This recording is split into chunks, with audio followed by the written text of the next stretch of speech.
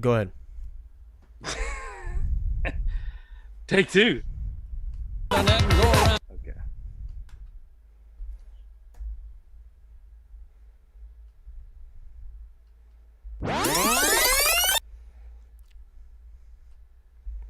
Welcome to Have a Listen, the podcast.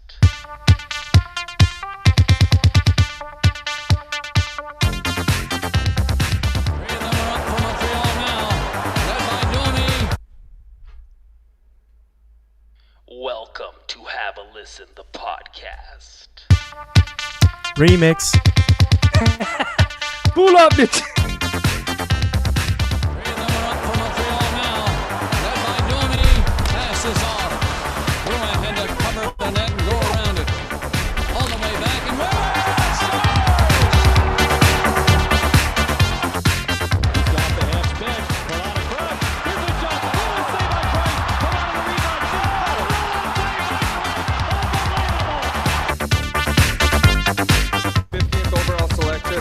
Canadian select from the U.S. National Development Program, Cole Caulfield.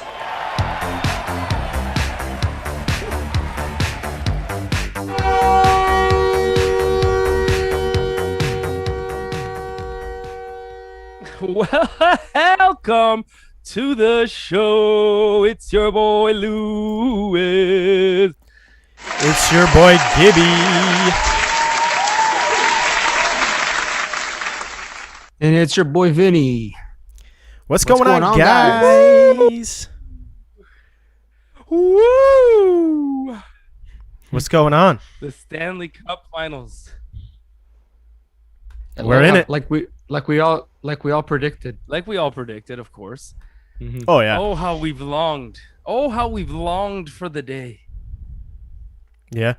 Boys, how do you feel? How do you feel right now at this very moment? How do you feel? So I don't know if you guys watched the playoff pricks yesterday, but I was literally just smiling the entire time. Literally the entire time. How was Pats? Was he on there? You know Pats. Typical Pats, just being a negative Nancy. Excuses, right?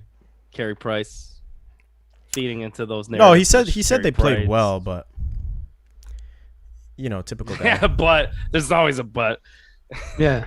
But if you didn't have this guy, you wouldn't be there. Yeah. Do you feel like the happiness though that came from defeating the Leafs was so much that like you don't feel like, okay, obviously we're happy, but like, it was like that was such a high. Do you feel like it's hard, like you're numb to this point, or no, you're still as happy? No, man, no. Because you know what? We said it before. We said if they beat the Leafs, that's going to be our cup, right? Whatever happens is gravy, right? But I had tears in my eyes last night. I was in front of my TV. I was literally getting emotional about it. I'm getting emotional now because the last time I saw this, I was barely a teenager, right? And it's 20 years ago. And honestly, it's like I can't believe it took this long for us to get to this position, right? That chance to win a cup. It's a great feeling, especially when you take into account all the crap that we've been through in the world 18 months. Mm-hmm. It's just, you know what, it was surreal. I had a couple of drinks last night with my friends virtually, and then I was up until 2 a.m. I was just nobody would have Is guessed that all you guys did virtually? Huh? Yeah, fucking yeah. That's on my OnlyFans, $3.99 a month. Gibby, how about you? I feel good. I feel great. But I'm saying that wasn't the question, Gibby. My question is, do you feel like you were on such a high from the Leafs series that now we beat the Jets, it was quick, and then now it's like do you think you've come a little bit numb or no? No, I think now it's just like it's since the beginning. Like now it's just like, I mean, we beat the Leafs already, so now it's just kind of like the rest is gravy at this point. Yeah, we thought that, but I mean now it's like, fuck, we got gravy, we got cheese curds, we got the whole fucking poutine, boys. Like, you know what I mean? Like, Man. This is fucking, we got it all. We're going to the finals, man. And like, fuck, it's like would suck to go all the way there and lose, but like I just have such a good feeling about this team, and I don't want to jinx anything, but man, it's just I do have a great feeling about this team. I mean, just getting there, right? Just getting to the final. Like I said before, it took 28 years to get to the final. And if you're a Leafs fan, and the last time they went to the finals was 67. So it's a hard league to win in. And just getting there is amazing. Whatever happens, if they win the cup, dude, I don't know. I probably won't be able to speak for a couple of days. Oh man, because I'm already shocked now. Yeah. So yeah, it's just fantastic. I'm just so happy. I can't believe it. I'm kind of like I don't even believe it. Like, you know what I mean? Like, it doesn't even feel real at times. That's how crazy it is. It's just been amazing. I'm just so happy. There's a lot to talk about. So, but let's start with our classic. If you guys follow the show, we're gonna do a little bit of news, just to kind of give you a little bit of time there to fucking set his shit up, and all of us to fucking gather our thoughts. And so let's start with the sorry guys, a lot of people are saying that Twitch isn't working, but everywhere else is working. So I don't know if it's a Twitch issue, but whatever. You can do your thing. This is for Vinny anyway. Obviously. Vinny, a British man, and his wife, she's nearly 2 feet taller than him. They were awarded a Guinness World Record for greatest height differential of a married couple. 2 feet? 2 feet. So he's a midget. Okay. Literally like a fucking... I was wondering if she was a giant. No. And he's like literally a midget, but there's a Guinness World Record for greatest height differential of a married couple. She must be into kinky stuff, man. What was the height difference? 2 feet. 2 feet. That's insane. That's like 6 feet and then 4 feet. Jesus. Yeah. But I don't even think she's that. I think she's like an average size of a woman, but he's like 3'3" or some shit like that. One thing that I wonder if there, for people out there, maybe there's other ways to capture this type of Guinness World Record, like maybe biggest genital differential, like a 1.5 inch to a 6-inch hole. Jesus Christ. There could be other ways. I'm just saying, right? If you look at the concept, you like I said, nowadays it's crazy to think like what they come up with, where you can get a Guinness World Record. So hey, for those people out there, size or lack of size can get you some sort of accolade. So that must be some motivation. Yeah, they've got metrics for everything. It's incredible. Yeah, it is. They do. This was another British man. Wow, the Brits they're going at it.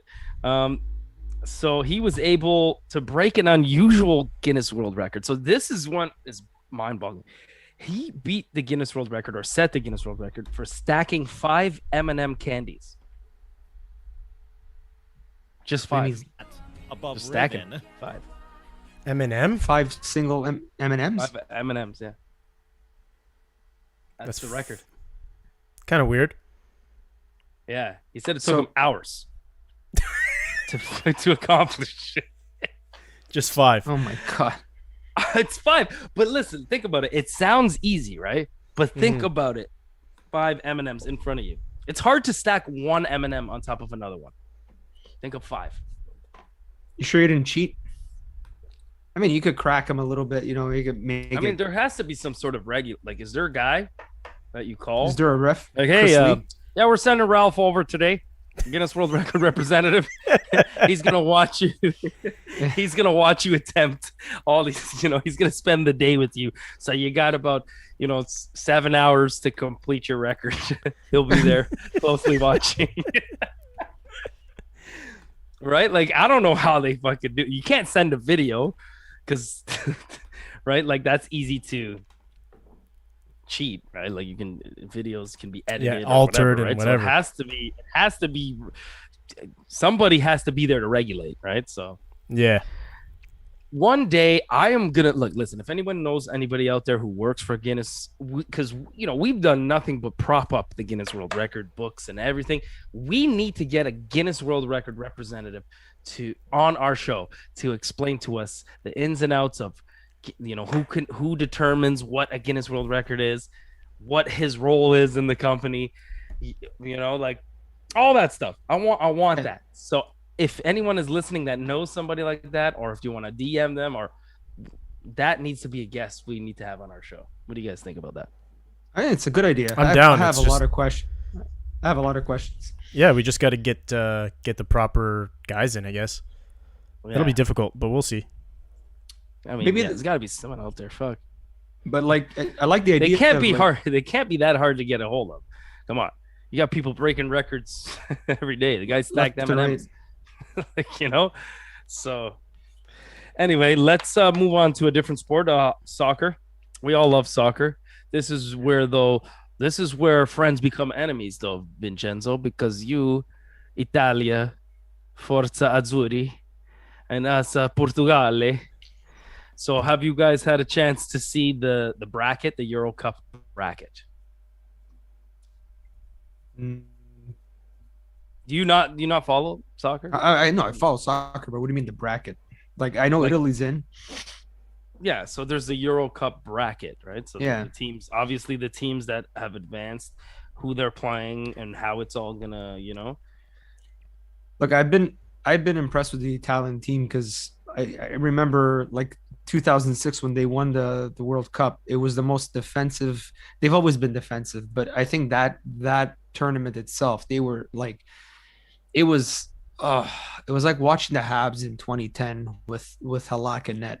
Yeah, literally that's how it was, and it's so fun to see them play right now, moving the ball up the field, playing almost, dare I say it, English style soccer, right? So I mean, I've always said that English soccer was much more fun to watch than Italian soccer, and right now it's fun to watch. I don't know what happened with change of mentality, but I've been impressed with the Italian team. I think that this is the best they have looked in years since they became champions. They were on a downhill slope. A lot of their guys became older, their players. They look good, but the one red flag I would say for the Italian soccer fans is they did have an easy group, really easy group. So they really haven't had like a true test yet, but I don't think that means that they're not a good team because they haven't conceded a goal, like even in qualifying. Like they've been playing great soccer leading up to the tournament. So I don't think that should take anything away from them. It's just, at some point you want to get a test, and I would like to get those tests, me personally, if it's my team, in the group stages first, absolutely, not in elimination. You know what I mean? Yeah. But the bracket, I think the only good thing, Sorry, the only good thing about the Italian run so far is like Wales needed to win that last game, and Italy still took it. They didn't need to. They sat players down, right? Yeah. No, and they're deep. They're deep. Yeah. They have it. Deep. And the new goalie is good. Yeah. So the bracket goes as so Belgium, Portugal. Portugal squeaks in with a third place as always. Group of death. So Belgium, Portugal will play, and the winner of that will play the winner of Italy, Austria. So that's crazy. So they're already set for like a Maple Leafs Toronto. A Montreal Toronto type of Portugal Italy matchup. Because that's the same thing in the soccer world. Then you have France and Switzerland. They will play the winner of Croatia and Spain. So that's that side of the bracket there. Then you have Sweden, Ukraine. They will play the winners of England, Germany. That's a real tough matchup there. And then you have Netherlands, Czech Republic. Will play the winner of Wales, Denmark. So that's how it goes. I mean, still a lot of good teams left, and I still think it's been a good tournament so far. And are we still going to be friends if we have Portugal against Italy? Oh, 100%. Yeah. I low key like Portugal. Like a lot of Italians, they always talk shit. And my hate, like I don't even hate the Italian soccer team though. I have never like really had that hate for them. Yeah, I think there's good players. Like I watched a lot of their games and I really like the way they play. So like no, We'll be I'm fine. a big fan of Ronaldo. We have So- we have other focus. We got other things to focus on while this tournament's going on. So I think we're gonna be okay. We'll still have enough to maintain friends. If it was the only thing that we that we could watch, then maybe there'd be a problem here. And then we'll end it with just a couple quick hockey news things. So ESPN assigned Hall of Famer Mark Messier to a multi-year deal as an NHL studio analyst. What do you guys think about hearing Mark Messier? I like Mark. He's a good dude. The hockey world. Yeah, I like him. I like him a lot, actually. He's a really, really good hockey mind. So we'll see how that goes. He's a lot better than what the fuck we get here Yeah. in Canada. I like Cassie Campbell. I like Kevin Bieksa. Yeah. Stewart's a little bit of a fucking stooge sometimes, but sometimes What he about- says some decent stuff. What about your boy Odog? Odog? No. He's a fucking fuck that. He's not terrible, but he's not good. No, he's terrible. Ron McLean's a fucking stooge. Really? Oh, you don't kidding like me? McLean? What's no, wrong with he's McLean? a fucking idiot, man. The type Really? of shit. Mr. Leahy. There's little minor things that he does that it's just like pathetic. Like what he did to, who was it? This past week about the officiating. Shit, who spoke up? Someone help me out here.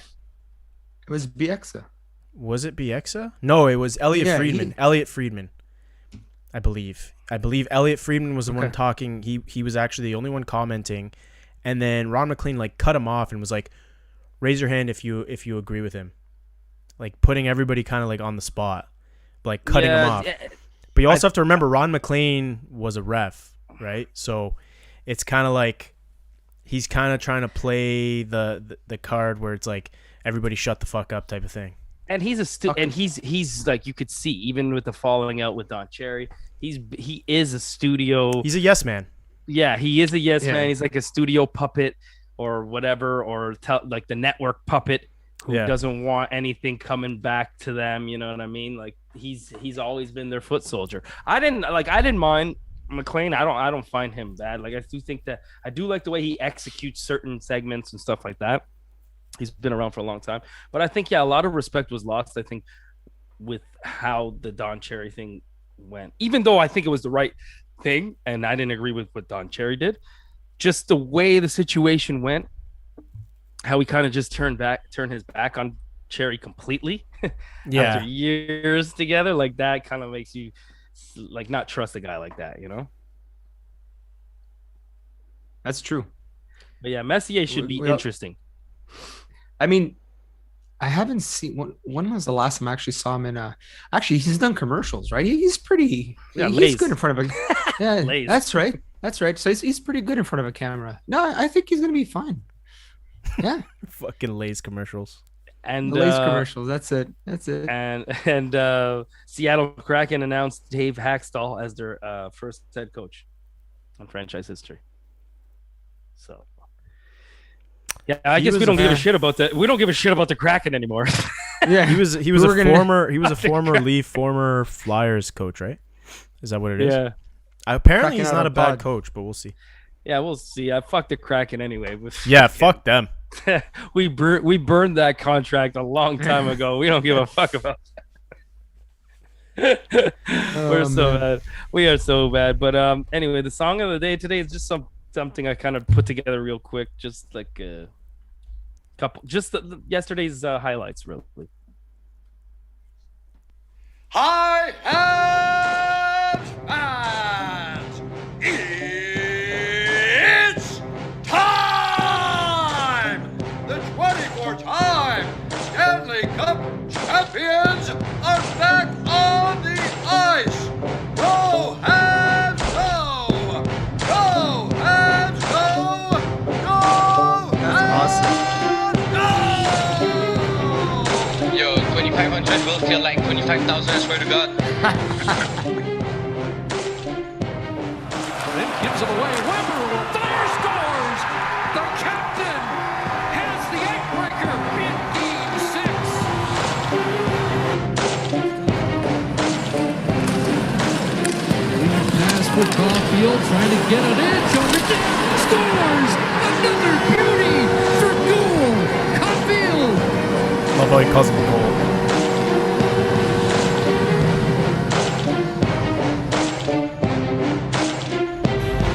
Here, 90 seconds in, Pietrangelo has a chance. That hot shot, like it caught breaks of the mask.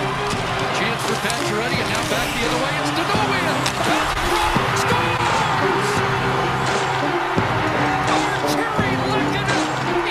I got goosebumps. Yeah, that's what I was just gonna.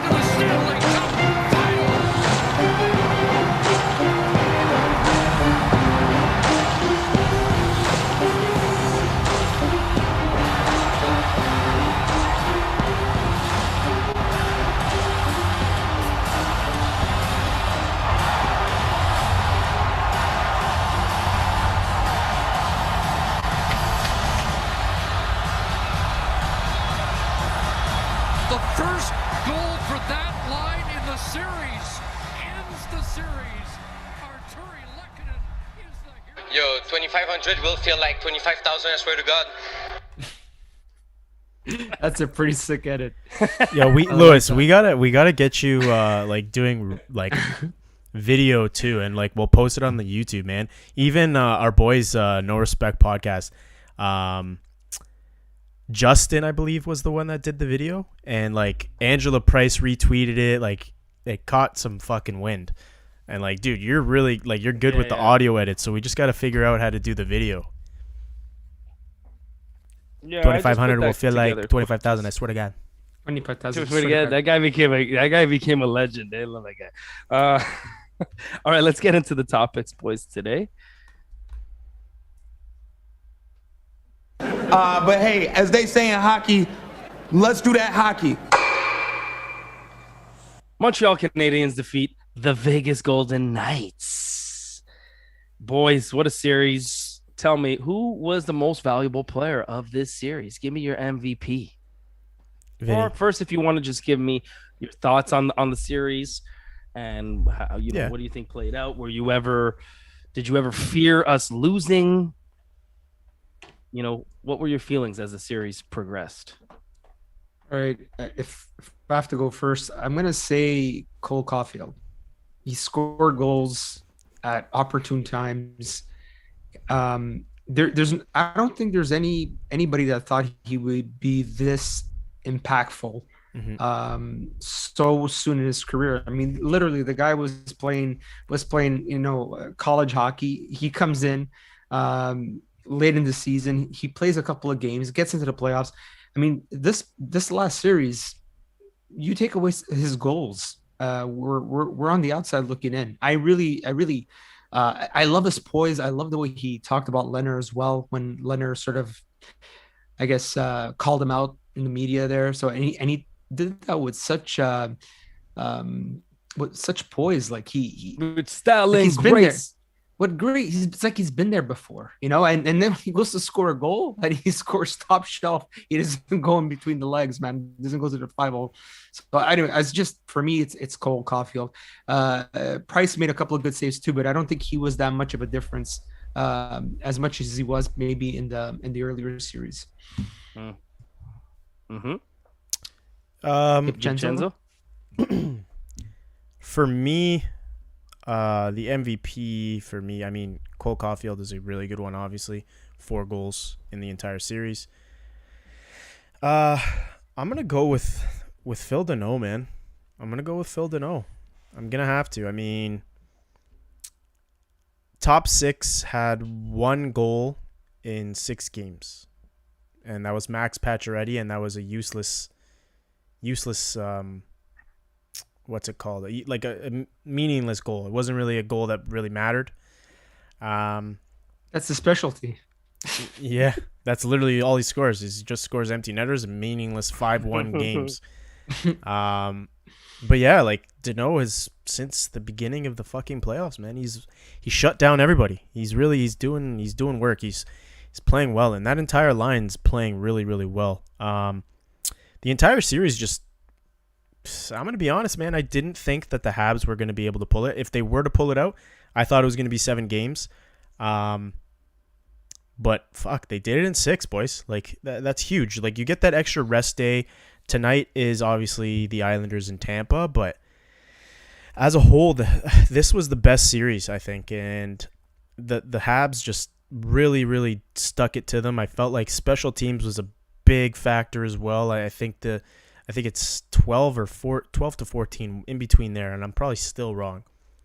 Straight penalty kills. Like Vegas didn't have one power play goal the entire series, and I mean, like that's huge. Look at their firepower. And like the defense, the only thing that Vegas really had was the defense was scoring goals, which is crazy to me. Like, yeah, you get the occasional D-man that scores the goals, but the forwards were absent. Like, I think in the entire series, there was only 4 goals from the entire forward group. It's insane. Like, and that's like Carey Price played very well. Like everybody just played an absolute masterful series. I said it in the beginning. I said the only way the Habs are going to beat Vegas is if they play an absolute perfect series. And they played an absolute perfect series. From top to bottom, the entire team looked great. Despite having such shitty officiating for 2 or 3 games. Yeah, really, really. Yeah. They did smarten up. I think the league talked to them. Because they had to.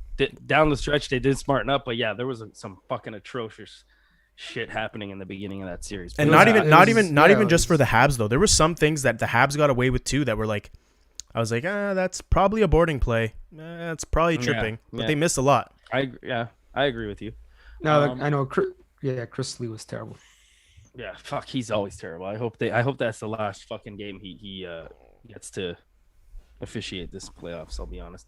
Both great choices. I mean, I like for sure. Danault's just been so good for us all playoffs, man. He's just taken his game to another level. Cole Caulfield, it all started with that assist, overtime goal assist kind of, and he just has picked up from there. You know what I mean? He had a great series. I'm gonna go with Nick Suzuki. Had like 5 or 6 points this series. Of course, drafted by the Vegas Knights. And I just feel like he's been so consistently good for us. And I mean, of course, and to stick it to your old team, right? To score a couple goals, to get 5-6 points in a series is pretty good for a player.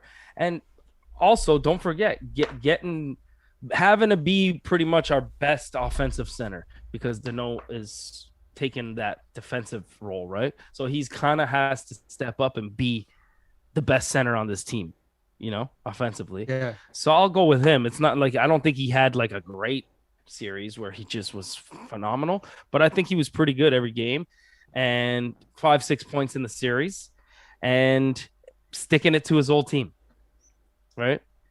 That for me, I think warrants MVP. Why not? Good. I think all solid choices, guys. All solid choices. Now, what about an unsung hero? Just somebody who's kind of gone under the radar, who played well and did his thing. You want to start, Gibchenzo? Sure. Arturi Lehkonen for me. Arturi Lehkonen, bro. The guy. Fucking right. What a beast, man. What a story. Dude, the overtime winner was just the icing on the cake. Like, you don't really expect him to score. That line didn't score the entire series, and then look, and I said this from the beginning, like when people were talking about Josh Anderson, he's not doing much, it only takes one goal to completely turn around a player's entire series. Arturi Lehkonen had a great series despite the fact that he ended up scoring the OT winner, but like it was insane to me, man. Like just absolutely insane. Yeah. Like he's a horse. He works so hard. Penalty kill. He was one of the main reasons why on the penalty kill we did so well. Just helping that shutdown line. Just everything Lehkonen did this series is exactly what I like to see from Lehkonen in a bottom 6 role. I think he is a perfect bottom 6 player, and I'm just excited to see what he's capable of in the next series because he's doing well. And like I had a discussion with a couple of my buddies, like honestly, the unsung hero is the entire team at this point. Like Jake Evans, we all love Jake Evans. He's actually he was skating before, and people were saying like, if Evans is gonna slot in, who goes in for him? Like who comes out for him? There's absolutely nobody you can replace. And like you still have Tatar, you still have Evans on, like it's the depth on this team is insane right now. Like I don't know, dude. I bashed Marc Bergevin. I was questioning Marc Bergevin's moves with Eric Stahl after a couple weeks, and you know what? He's doing it. It's all coming together. Even fucking Eriksson or Gustafsson and Merrill, dude. Like they seem to be fitting now. They finally seem to be settling in. Gustafsson still looks a little sketchy for me, but I like Gustafsson. I like what they're doing with them two not being paired together at all, and just slotting in one of the top 4 guys together. I love it. I honestly love it. I think the unsung hero. It might be different though, depending on what. I'm saying we might see a different personnel depending on who we play. Like if it's the Islanders, I can see them sticking with Gustafsson, Merrill. But if it's like more of like a Tampa Bay, maybe you're gonna go with somebody a little more solid. But I would say I think first game, no matter what, you're getting the same lineup. But but anyway, so what about you, unsung hero, Mr. Vincenza? You know what? Can I do a 2-parter? First one, I shout out. You can do whatever you want, baby. Okay. There's no HR department. There's no PR department. There's no nothing, pal. You do whatever you want. So I got to give a shout out to Luke Richardson. I thought he was put in a really difficult situation. Because Dom was doing a great job. You know, still leading Crow over that. Still wow. Did we just hear that? I asked you to go back and erase those old tapings. There you go. It just goes to show our hockey knowledge sometimes. Yeah, he really did a good job. I love his poise in front of the camera too, like answering questions, being respectful of the journalists. I like what he said about the 4 Chris Prongers on the back end. I thought that was really cool. I think he's a genuinely nice person too. So the team really went out and fought for him. So shout out to Luke for coaching really, really well in Dom's absence. But for me on the ice, I think Shea Weber, he scored a really big goal, but man, his defensive game, both him and Sherrod, but his defensive game has been so on point. I mean, we have to say right now, looking at the trade in 2016, we could honestly say, we won that. The Habs won that trade. Bergevin got the better player, and you're seeing it now come out. Finally, Shea Weber is going to be in a Stanley Cup final, and you see what he brings, man. You see what he brings. It's just I'm just so happy to have him on the team. Listen, man, why'd you have to take this opportunity to shit on my fellow New Jerseyan, PK Subban? I'm not shitting on Subban. I love PK Subban, but he's you're just any chance you can to say we won the trade. I get it. Boys, can I just point something out real quick? Fine. Just want to point one thing out. How calm and collected. Like I'm usually the cool like cool like a cucumber or whatever, the cool as a cucumber. But Vincenzo right now is the coolest cucumber on the podcast. I absolutely love it. I don't know. He looks so stress-free right now. Like the Habs are in the finals. Like looks like you had a good night last night, eh? Yeah, Vincenzo. You look nice and cool. Like you don't look stressed out, bro. I love it. I love seeing you. Even when you're talking, you're so calm. You're like, like even like you're like serenading us almost. You're like, Shea Weber had a masterful series. I thought he played really well, and Bergevin did really well with the trade. You look like you're glowing today too. Yeah, I'm not gonna lie. Yeah, you look fantastic today. Yeah. Do you have a business meeting? Because you look good. Yeah, actually, I had to go on. I had to go on before, so taking a break. Why. But no, you know what? I feel good, guys. I mean, honestly, we taking out the Leafs was a nervous wreck. I wanted to win that series, but everything else has been like, you can't complain. You just can't complain, boys. Yeah. You know, fuck, if we win the Stanley Cup, there's nothing to be angry about right now. You know, there really is. Even if we lose, it's just amazing to be here. I'm enjoying it. So I was gonna go with Paul Byron as an unsung hero, just because I feel like he always scores a big goal in each series, and he just kind of does so many good things. I'm gonna go with Jeff Petrie, who came back, the evil fucking eye. My name's Jeff. Of Jeff Petrie, the fucking guy who came in there like a demon, bro. Like, yeah, man. Like scary as fuck. You know what I mean? Yeah. And thank God he came back. And it was a huge difference. You could just tell it's a different team with Jeff Petrie in the lineup. So I'll give him the unsung hero. And, I thought, he wasn't amazing or anything like that, but it's a huge difference, those two guys together. And like you said, the big four. I think the big four needs a lot of props here. Absolutely. Those guys, and it's crazy that they're actually giving, like, even analysts are giving them that, label, the big four back there, right? Yeah. Edmondson, Petrie, Weber, Sherratt, the big four. Like, that to me is like that. Like, that's what we thought, and that's what we thought, and what we saw when he assembled this lineup. We said, "Wow, that top four." Even though there's no, number one, or really, like, you know what I mean? There's not a number one left side guy. Mm-hmm. Yeah. You could argue that you have two number one right side guys, right? You could argue that, but there's really no number one left side guy. But all four of them together makes a solid top four, one of the best in the league. You have to say that, right? 100%. So if I will say Petrie, but if anything, I'll just give it to the whole big four. How about that? I think it's good. How about that? HR, remember? How about that? Any disappointments to you guys in the series? Anybody who disappointed? Oh, another unsung. Well, I guess it's not unsung hero. Would be our penalty kill. Fucking fantastic, but yeah, again, that's probably props. That's probably props to the big four. But disappointment. Anybody disappoint you in this series?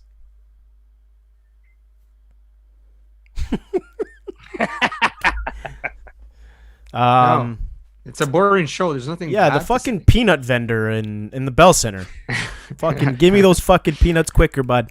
Dude, honestly, I have nothing negative to say. In terms of disappointed we didn't finish it earlier. No, I'm not. Like, I'm really not disappointed at all. And usually, you guys, like, us, like, we always try and find a disappointment. But for me, like, I really, really cannot find one. Like, the Habs just played a masterful series, and I'm gonna keep saying that fucking word, masterful. Like, they looked good. You know what? Mark Triple M brings up a good point. Yeah, I know. I was just gonna say. He goes, Carey Price really disappointed me. I keep expecting him to score a goal. You know what? That's my disappointment. That is a very good, valid thing, because Carey Price is like not one of the only goalies, but a lot of goalies, I think it's becoming less and less common, but do have goals somewhere on their resume. You know what I mean? Yeah. He doesn't have that yet. For a goalie who handles the puck so well, like Carey Price, it is a shocker that he has not ran into one on like a fucking Thursday night in Columbus, or fucking, somewhere down in his career. He has not found that. It's crazy. It is mind-boggling. So, yeah, maybe that is a disappointment. MMM? Yeah. MGM? MGM. Yeah, so I guess you're right. I mean, there really is no disappointment. And I would say, and I don't think that this was an easy series, even though we won. I do think that the Habs did run into, they still got a test. Like, where last series against the Jets, it wasn't so much, So you could confidently say that, this team is ready, man. I think they've faced two good tests in the Leafs and the Knights. Strong offensive power, good goaltending.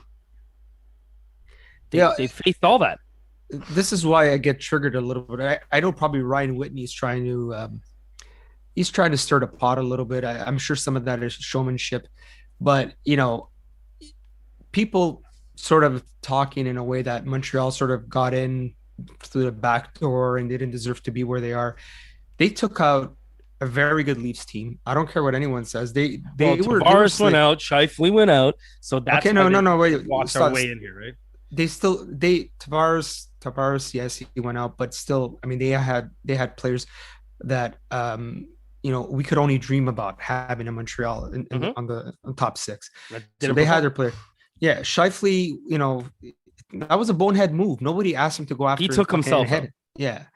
Right. And then playing the Knights, they just shut out the top lines. All the top six were shut out. It was really, like Gibby said before, the goal scoring was coming from like Pietrangelo and the defenseman Martinez. I mean, that takes ability, right? So if you wanna talk about them being lucky, to a certain extent, we got a couple of bounces here or there. I could see that, but man, they worked hard to get where they are today, and no one should take that away from them. So a shout out again to Danault and his line for doing a great job.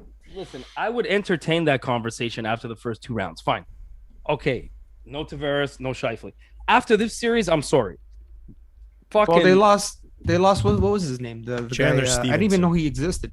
Yeah, Stevenson. So that was another one. But he's, you know what? He's okay. Hold on. He's a good player, but let's be realistic. He's no Scheifele. First of all, Scheifele was his own fault, and then he's no fucking Tavares. Okay, so that's not a conversation. And don't forget when they lost Scheifele, we were still fucking dominating them and frustrating the shit out of Scheifele. Which is why he ended up taking that stupid penalty, right? He was exactly. Frustrated in game one. Exactly. Like, and I mean, people who still don't want to give the Montreal Canadiens their props to this point are just fucking haters. They are. They really are. Yeah. Like, I'm sorry. At this point, you are. You're just, and it's really going to take them winning the whole thing in order. And you're still probably going to find something to fucking. That's how you know they're true haters. Yeah, but Lewis, because now they're all Leafs fans, man. They're all, and you know what? I will not say I'm not grouping every single Leaf fan because a lot of my boys messaged me yesterday saying, "Gibby, congrats on the dub. Habs look really good. Who do you want to see them play, blah blah blah blah blah." But like, not all. I think it's majority of the Leafs fans on Twitter are just absolutely fucking delusional. Like, I even have a couple of buddies that have gotten into a conversation with over the past week. Like, I'm like, dude, you can't. Like, they all just say, "Oh, if you guys didn't have Carey Price, then you guys wouldn't fucking be where you are." Well, no shit, he's part of the fucking team, you idiot. Like, like. Obviously, we wouldn't be where we are. If you didn't have Austin Matthews, you wouldn't be where you are. Yeah, it's like stupid. It's single out stupid. One-star player. It's a stupid, stupid argument. Yeah, I hate that. As if we have to apologize for having a good, like in baseball, a good pitcher. If you don't have a good pitcher, those Leaf fans though, are the same guys who down the stretch said Carey Price is done. Anderson is a better goalie than Carey Price. Yeah. Those are the same guys who were writing Team Canada's Olympic lineup, and Carey Price is not even on it. Those are the same fucking guys saying you'd be nothing without Carey Price, when just a fucking month ago they were writing off Carey Price. So that just shows you how stupid and ignorant these people are. Yeah, and you know what's funny? On the flip side, we used to hate Boston for many years, man. But I saw this one tweet yesterday. I should have saved it. It's a guy from Boston, and he said, "We're actually cheering heavily for the Habs in our house." He's a Boston Bruins fan in Boston. Wow. All because, I mean, I never thought I would see that. Never, right? And the reason is because Perry got cut in the face there, and instead of whining about it, he manned up. Whatever. I guess that's Bruins hockey when you look at it that way. When you're starting to get more respect from the Bruins fans versus the Leafs fans, it's bizarre. Hey, did Ryan Reeves ever play in this series? Yeah, that's another question. First 3 games, right, or first 2 games, whatever. You see what happens with that guy though? A guy like that. It gets to a point where you need to know how to fucking play hockey to affect a series. Just you being able to throw the knuckles is not enough. Live look of the Leafs choking.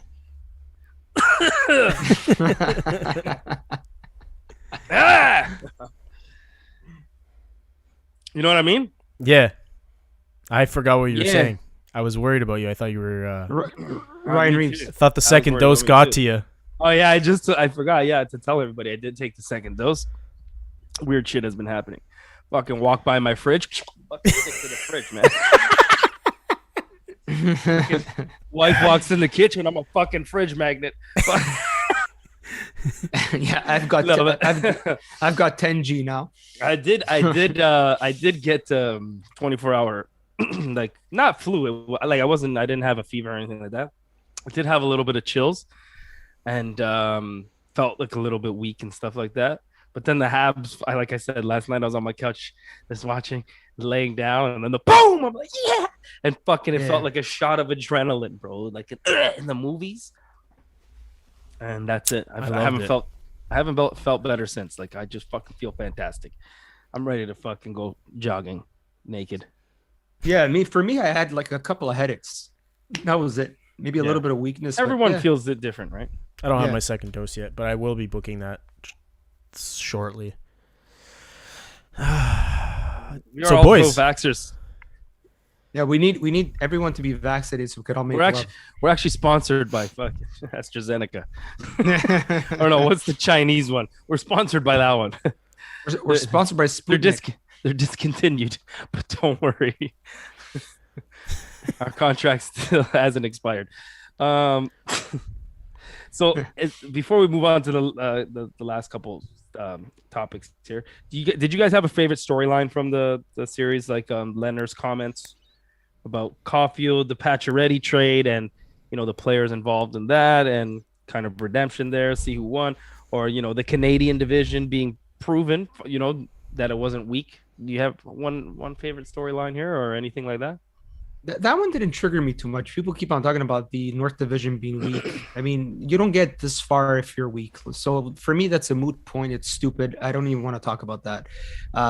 What I enjoyed with storyline, I enjoyed was seeing Max Pacioretty being disappointed in that lineup yesterday, because the guy asked for a trade. He thought he couldn't handle the pressure of Montreal, and he goes to Vegas and he thought, hey, you know what, this is going to give me a chance to win a cup. And here he is being eliminated by the team where he was, in my opinion, probably one of the most irrelevant captains.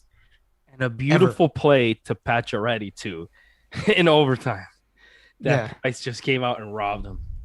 Mm-hmm. Yeah, Price was giving him like evil looks the whole Price, series. listen, Pacioretty, and I'm not trying to Monday morning quarterback. I'm just saying, I've always thought this about Pacioretty. Pacioretty was a great player. I thought that I still don't think that he's tough enough. Doesn't use his size enough, but I did think that, listen, he's got a quick release, but never had a great shot. Like, he doesn't have a pinpoint accuracy. He doesn't have a hard shot. He just has a quick shot. That's always how I felt about Pacioretty. And like, good shooters sometimes will find a way to bury that. Like, he's not an Austin Matthews, he's not even a Cole Caulfield. I think has a better shot than Max Pacioretty. Look at the difference between him and Corey Perry. Perry goes into like the areas where he's going to get his teeth knocked out, and Patches is always in the circle in the red dot. That's how Mark he plays. Mark Stone, I think too. They're very similar type of players. Yeah, and that's why against the big four, you gotta be more sneaky. You gotta be more of a perimeter guy who can snip and snipe. That's why a team like Tampa would worries me a little more. But like those more power forward, straight big guys, those are the kind of guys that RD can feast on. Gibby, did you have any storyline that I think all the storylines really I liked a lot, but the one that stuck out to me was yesterday was the Leonard thing. Like, the pre-scouting was he would either go high or 5-hole. First of all, well, there's not very many options after 5-hole and high. There's either fucking low blocker. Like, there's not too many more options there, bud. But the fact that Caulfield scored high, like right on him, right? And like, it was good. Yeah, it was good, man. Like, I loved it. And I actually tweeted it out. I was like, I guess you didn't fucking think of he was going high there. Yeah, fuck. It's true, right? Like, what do you left toenail? This guy goes left toenail. That's why I always stick that toe out. You know what I mean? Like what else you gonna go, bro? Low or high? Yeah. Oh, man. Like high is a very fucking vague fucking spot. Yeah. That's all I had to say. I do think that I feel like the Habs needed this win just because, again, of the Canadian thing where they say the Canadian division was weak and blah blah blah, and the two things were like those first two series, obviously with two significant players being taken out of the lineup.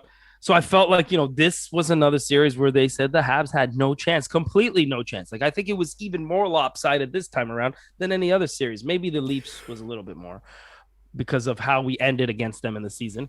But I would say, like, this was kind of just another one where they're like, oh, okay, now there's no more Canadian teams. So you're going to see what real hockey is.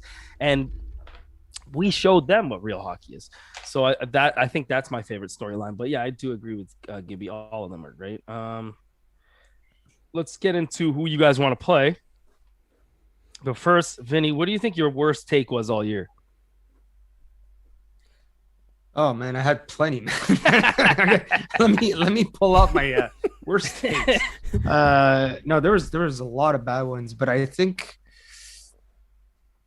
probably my worst take is all the hate I had on Dom Ducharme, because I really, people were telling me he's a good coach. He coached in the Coast, and he's a great, he's a great players coach and stuff like that. I saw Claude Julien 2.0, and I said that on 5 to maybe 10 shows back. That's what I thought. And when I saw him progress in the playoffs and saw him changing things up mid-game, I'm like, wait a minute, whoa, this is different.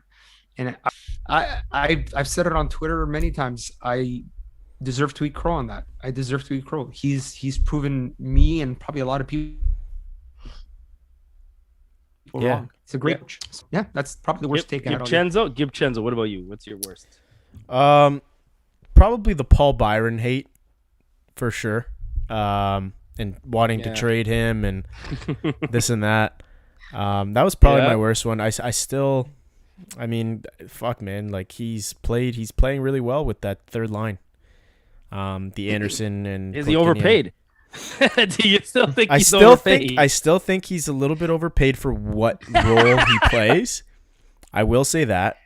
But at the end of the day, he's doing well, and right now he's part of the lineup, and I don't think he is being replaced by anybody right now in the lineup. Yeah. What's yours, Lewis? That's a good one. It's got to be comparing Eric Staal to Dwight King, man. Eric Staal has been good, man. He's come up with big goals. That fourth, like, they've been solid. I got no complaints about the way those guys have played. I thought they've been great. No. Yeah.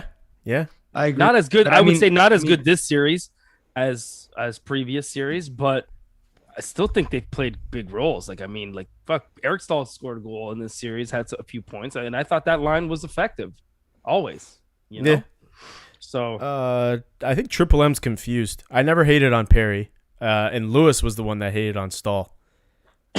I hated Staal. Yeah, I thought Staal, the way he ended the year.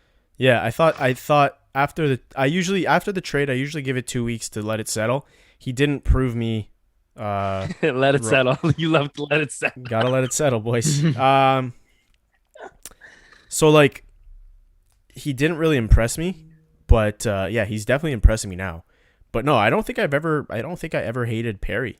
Like, never had anything bad to say about Perry. I don't remember. I don't think any of us ever hated Perry. No, he was good in the regular season too.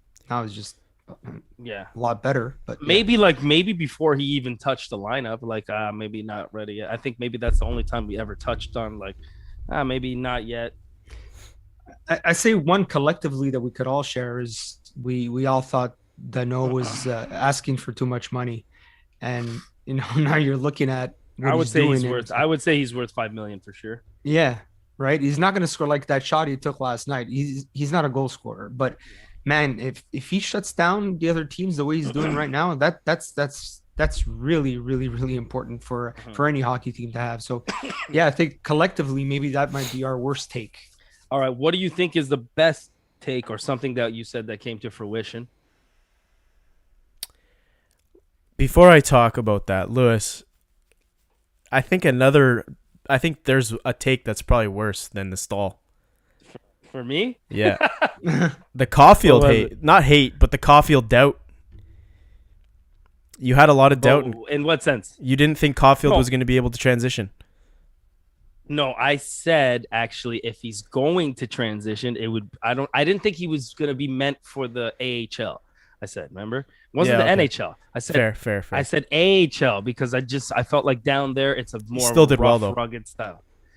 He did, and just fine. But I never said that he wasn't going to transition. I just said that NHL. I remember. I remember that. That was my fault. Okay, move on. What do you think is like our best take or something that came to fruition? If you want, I'll start because I have one. Yeah. Which is I felt like this is something that I always felt and I always thought, and it actually became true, was that this team was like built for the playoffs, a playoff style hockey team, and it felt like something that was never going to come to fruition when the playoffs were beginning or even when they started. But as they've gone on, they've proved just that. A perfect combination of the grit, the skill, the speed, the big man on defense, the big guys up front, the body checking. I mean, yeah, this was a team that we thought could make noise in the playoffs. We said, just that experience, the people who've been there, done that. And so far it's come to fruition. I think that, and I think Vinny, you were on the same page with me with that take too. And yeah, I think that's something that I would say we spoke about early on. It may have faded later on in the year just because things look so grim, but that's something that I'd say did come to fruition. What were you guys? I didn't have many good takes this last year. I'm gonna be honest.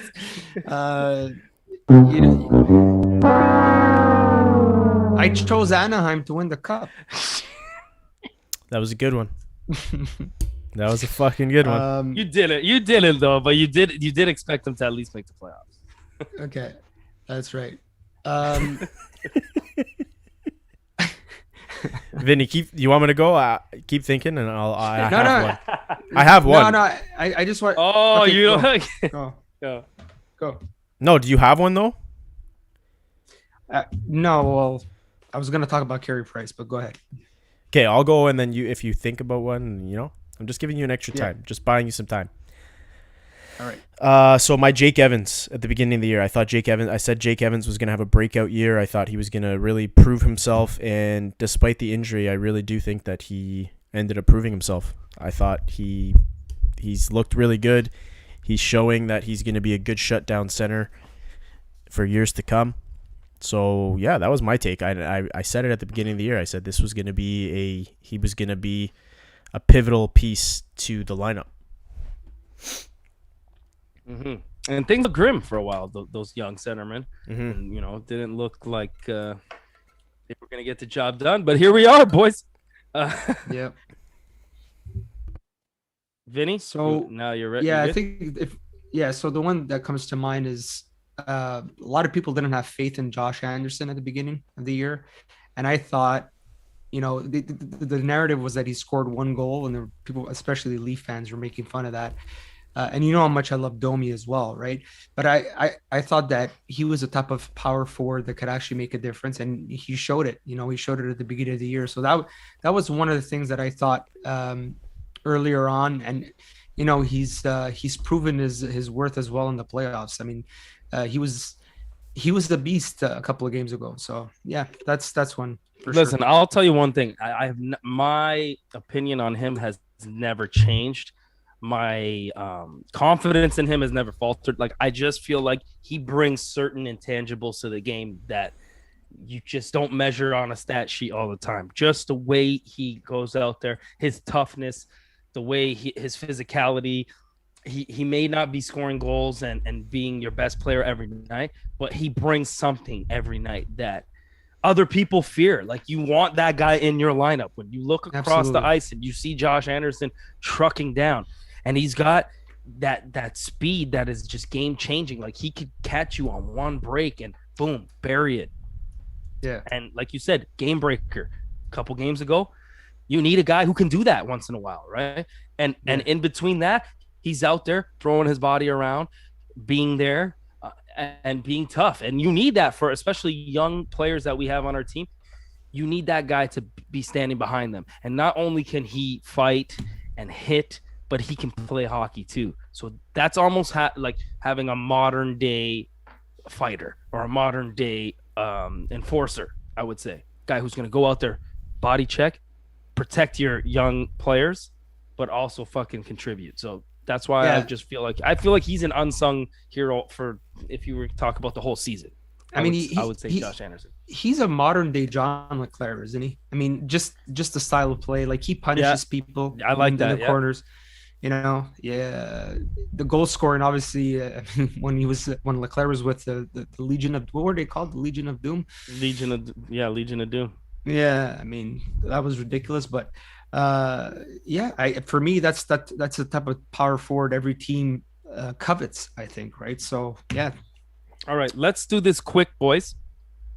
Islanders or Lightning? Who you want, and why? Gibchenzo? I think I want to see the two underdogs. I want to see the Islanders come in.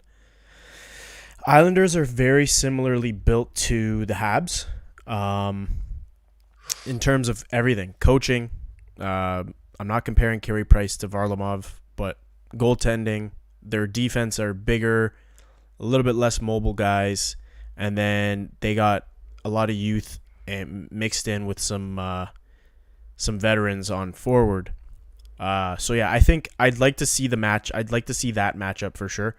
I wouldn't obviously mind seeing the Lightning, but yeah, I'd like to see, the only reason why I'd like to see the Lightning over Islanders is I'd love to see the best two goalies go head to head in Vasilevsky and Price. Yeah, that would be see you win that series, the Habs win a series like that. Yeah. Oh man, that's like no contest. But that one scares me more. That one scares me more for sure. I prefer the Islanders. I feel like you're right though. That is a team that plays very similar to us. And if you look at the way the playoffs have gone, maybe we're better off against Tampa. But I still think Tampa is better than the Leafs. Like, I just feel like they offer more, especially on the back end and goaltending. So Tampa scares me, man. I really hope we play the Islanders. Just keep it short for me. That's who I really hope we play. I feel like we can beat them. I think that they don't have as much high end talent as Tampa, and although I do think that they're very similar to us. They're like, they can run 4 lines, and it will be a really grindy, tough series. But I almost prefer to play that than against Tampa. But hey, at this point, it is what it is. Bring on whoever. Vinny? Yeah. So my take is I don't care who we play, just because it's a good take. If you make it this far, you're good. I mean, you're the cream of the crop. Islanders, they're very strong. Very similar game like the Habs. Tampa's great. No matter who we get, it's going to be a tough series. So you can't picking your opponents. I always find that bites you in the ass afterwards, because you're saying, oh, well, it's going to be easier against so and so, and all of a sudden, like everyone thought about us, right? Everybody wanted. We don't do that. Exactly. I was going to say that. We don't do that. People chose us. Yeah.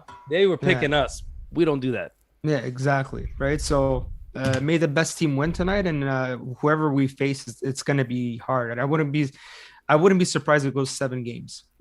So. Yeah, I agree. I'll do, but if I had to say one thing, I think that we would probably get the most props if we were to beat the Lightning in the finals. I think that we would get the most props if we did that.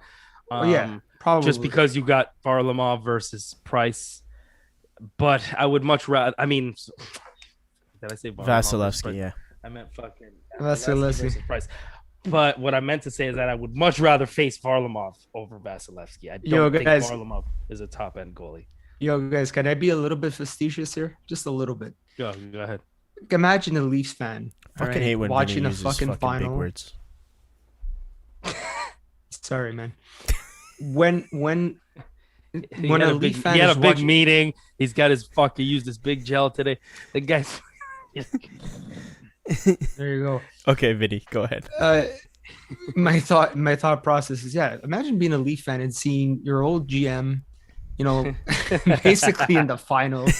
You traded for John Tavares. You guys are out, and then your biggest rival is playing them. Like, just for that alone, I would love to see that matchup because it would drive them absolutely crazy. I think Pats would have would have to get him an Apple Watch to check his heart rate. So yeah, that'd be funny. I mean, just Bro, for that. Pats is almost on his way to like not even being a hockey fan no more. Guy's gonna fucking watch curling. He's gonna be a curling guy. Love the boys. Love those guys. Shout out to the hockey dummies. Shout out to the Habs cast. Yeah, the Habs fan cast. Mags is a beaut. Mags is great. Guy's a beauty. Yeah. Love him. Hopefully, at the end of the playoffs, we can have another conversation again. Yeah, man. We're all gonna be vaxxed. We're all gonna be. Things are opening up. Maybe we can rally the troops. And ready for sax. Saxophone. And ready for sax. Saxophone, boys. Girls, right. saxophone. All right, boys. Let's have some fun.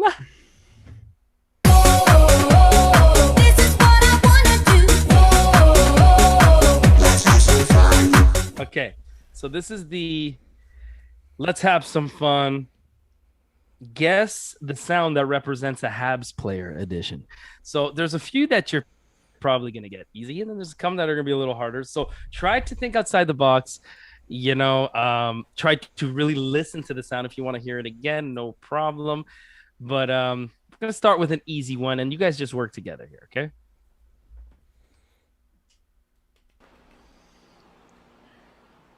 My name is Jeff. That's Jeff Petrie. Hundo. 100%. Really? Yeah. Okay. Yes. Okay. Good. See, so you guys get what we're doing here? Yeah. Okay. Good. As long as you guys get that. All right. Let's try another one. This one will be another easy one.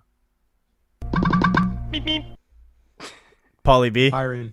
Paulie B. Paul Byron. Yeah. The Road Runner. Okay. How about this one? 439 Pizza Nova. 439 Pizza Nova. Philip Dano. There you go. There you go, boys. 100%. Okay. How about this?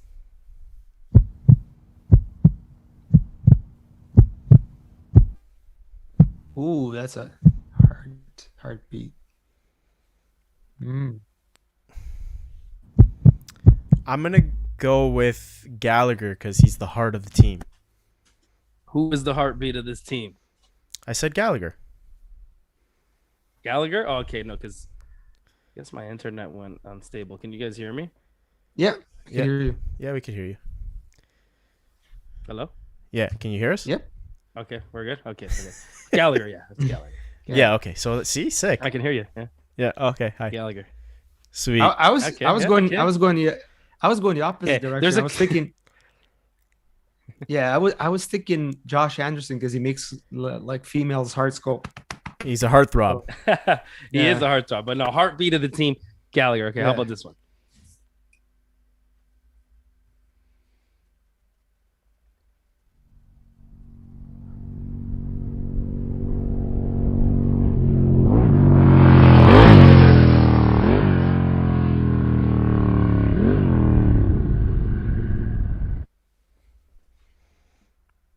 That's an engine? Yeah, that's an engine, so No, but what is it though? it's a Harley. Or a motorcycle. So Mm-hmm. what would you attach that to? Handlebars. Is that me? No. You're not on the team. Suzuki. Petrie has. Suzuki. Oh, okay. That's yeah. How's that? Motorcycle. Motorcycle Suzuki. Suzuki. Okay. Yeah, okay. Good job. Okay. Oh my god. Okay, how about this one? I'm brain dead.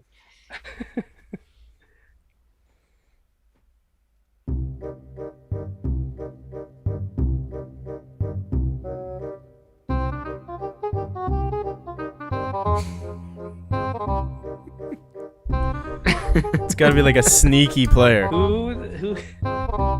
Yeah. Like a little sneaky sneak. Is that KK? Sounds like my grandma. No, man. Like, come on, it's Corey Perry, the weasel. Okay, scheming fair. weasel. That's a good one. Yeah. That would be a theme song for my grandmother right there. All right, Slow down enough. We got traffic behind us. For y'all to jump up. Those of y'all that's got cameras and take pictures. That's John he Merrill. may even stop if we ain't got. That's got to be John Merrill because the mullet. That's good. Sure. Good job, man. Great job. Okay, how about this one?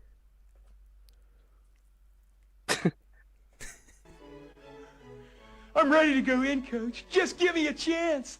I know there's a lot riding on it, but it's all psychological. Just got to stay in a positive frame of mind. I'm going to execute a button hook pattern super slow-mo. Who is that? Come on, man. Thomas Tatar. Yes, sir. Why is that Thomas Tatar? I'm confused. You didn't because he's you on the didn't hear what side. he said? Yeah, it said he said, "Let me in, coach." Oh. I'm ready to go in, Coach. Coming with me. There he is. Okay, yeah. Who's that? What? Dead or alive, you are coming with me. That's Shea Weber. Shea Weber. No, Robo. That's like it's like Ken a, Sherrock? RoboCop. RoboCop. That's so. I should have told you coaches too. So RoboCop is Luke Richardson. He's fucking RoboCop. 100%. That guy's fucking RoboCop. So yeah, I included coaches too. And yeah, thanks for the heads up. Yeah. Okay. What about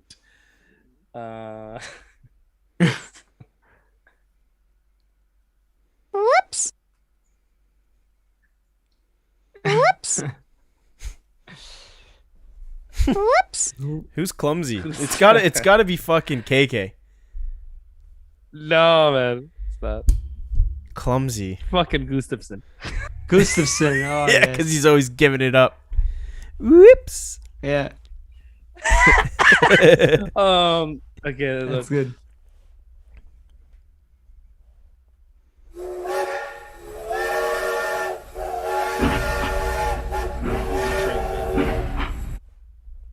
There's two. Sherrod. Gibby. There's a couple possibilities. Probably Weber or even Romanov because Romanov lights guys up. I would say it was supposed to be Anderson, but you're right. There's a lot that because when Anderson takes off, bro, he's on a fucking train. He's fast. He's a big man coming. He's a fast dude. So that's who I put there. Okay, That's how a about good this? one. Come on, you gotta get this. You gotta get this.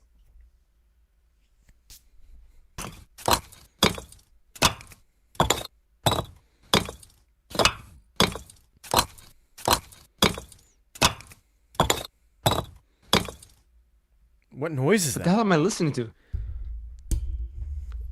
What is it, bro? It sounds like someone walking with fucking cups on them. No. What is it? Think. You're a construction guy, bro. Nails. Nailing. No, that's not nailing. It sounds like, sound like nail? fucking Yeah, I have no idea. rocks. Someone chipping out rocks. Who is it? Weber? No, come on, man. Think. You're close. Sherrod. You're dying to get Sherrod home. Yeah. Bricks. Stacking bricks. Oh, he's fucking Oh, that's stacking Carey bricks. Price. Come on, baby. Yeah. That's got to be pricey. You guys Dude, don't I know have what no Stack and idea. Brick sounds like? No, I don't do that. Yeah, how about this?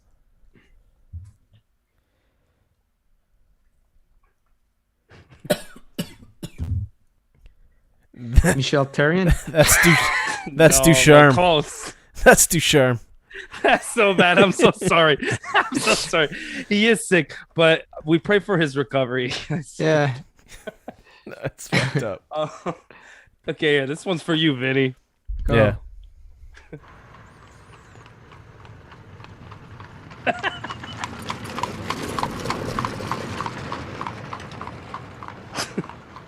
Did you get it?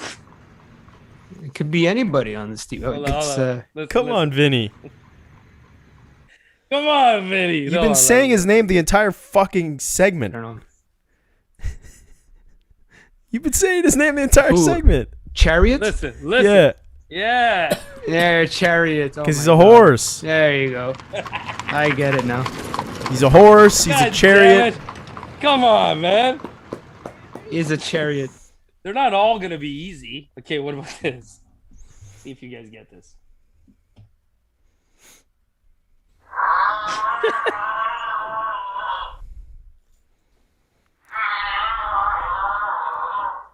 What the fuck is that?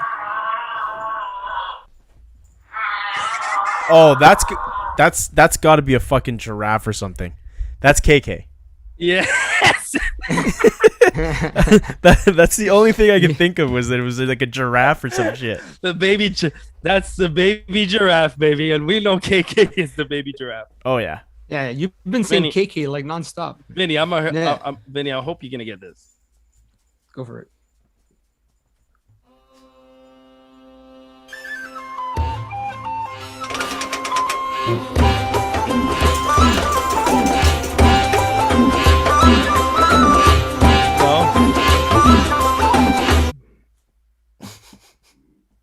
Bilbo's birthday. It's Caulfield, Lord of the Vinny. Rings. Yeah. Yeah, Bilbo. Oh, Bilbo. Bilbo Baggins. Bilbo Baggins. Okay. That's what we call the Okay. Now listen to this. Hold on. Okay.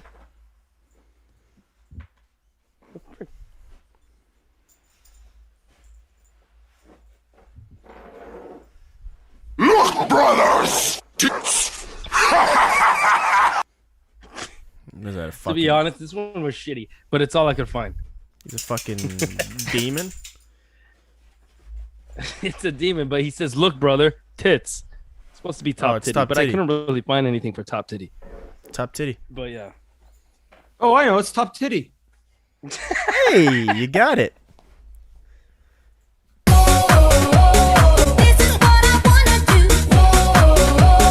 All right, boy. Yeah, that's it. So, there were some good ones in there.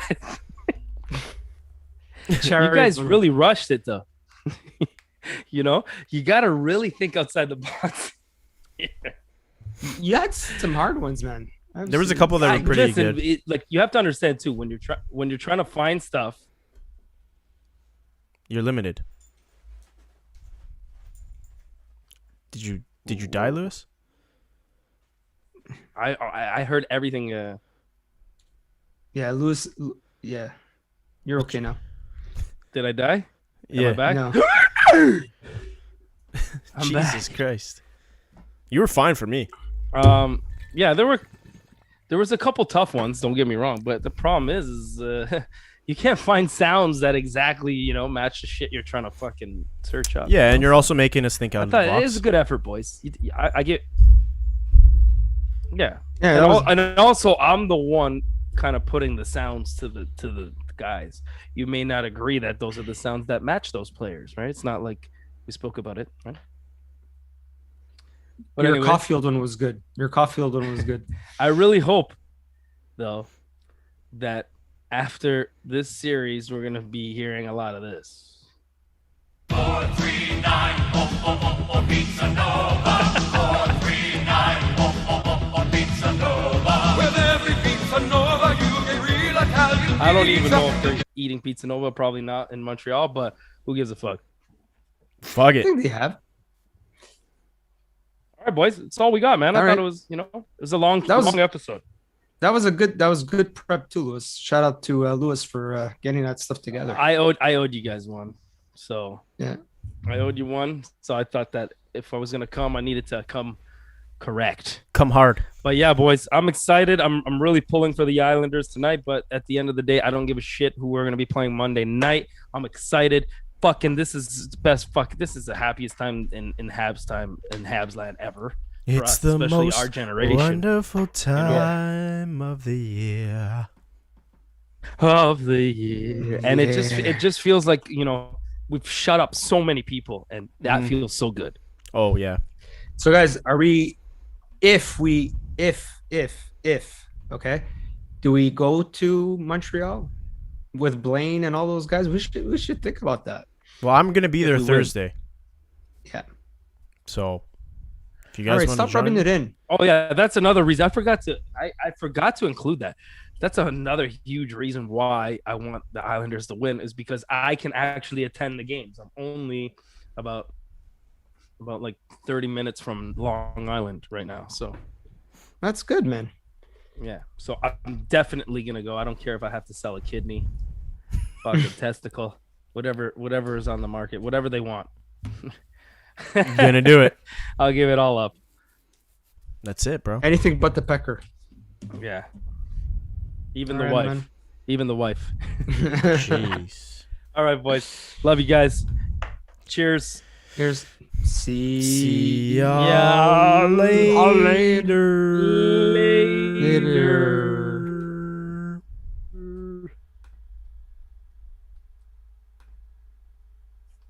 And we go now. How does it feel to treat me like you do?